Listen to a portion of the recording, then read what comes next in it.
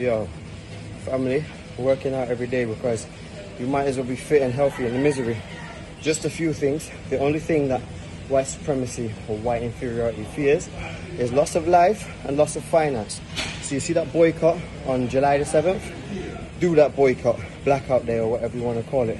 But just remember is that you literally have to get the whole of the 45 million black Americans in North America and in the rest of the world just to get one person charged. So that shows that what we've been doing hasn't been working.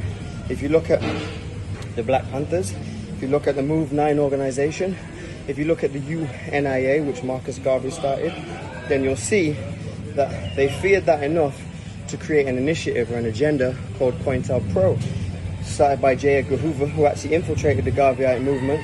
And a lot of people don't know this, but J. Edgar Hoover is of dual heritage. He's not just 100% European.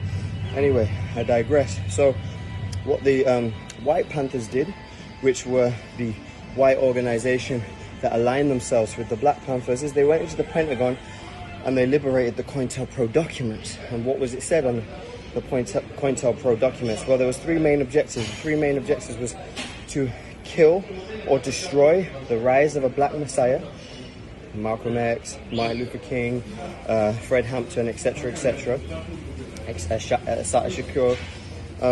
It was also to stop a black nation from creating or being created within North America. There's enough black people. You should have your own government. You should have your own police. You should have your own military. You should have your own ships. You should have your own commerce. You should have your own economy. The black dollar is worth annually in the USA alone $1 trillion, and you don't own any of that economy.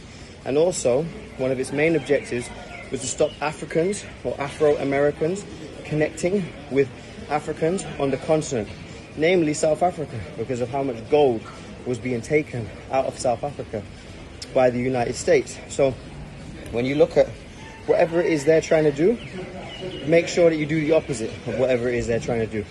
You look during the Obama administration, no police were charged. So don't listen to what he has to say now, because during the Obama administration, remember, all these people were murdered. Nobody was charged. Nobody was locked up.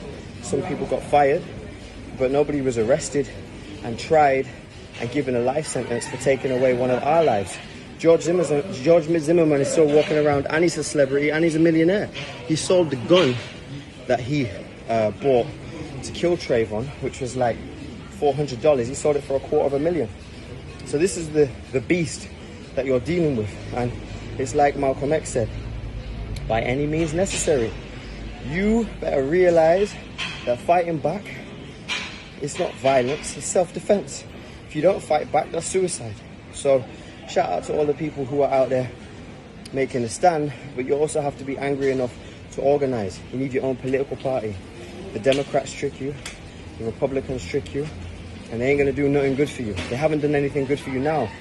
You're not gonna pray and change what is happening, because like Malcolm X said, if your religion hasn't done more for you by now, if your religion hasn't done enough for you by now, don't think it's gonna do any more for you. Okay, keep your religion at home and start to think about practicing black nationalism, group economics, support your own black businesses. That's what you need to be doing, and you need to be organizing to make sure that if any police officer thinks that they can put their hands on you, then you better remind them that it'll go to the grave if they do that.